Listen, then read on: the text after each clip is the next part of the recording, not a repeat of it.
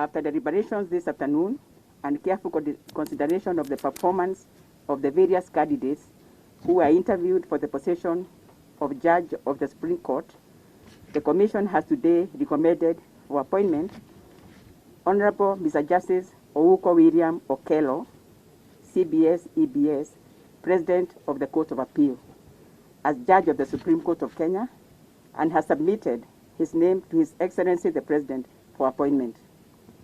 We congratulate Honorable Mr. Justice Ouko and we wish him well.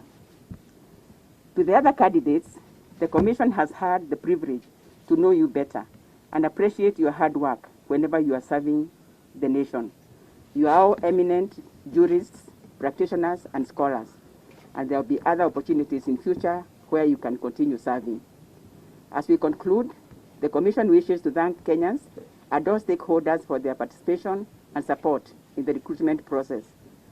Their comments and suggestions are very well taken. I would also like to thank members of the Commission for their hard work and patience throughout the lengthy and grueling process.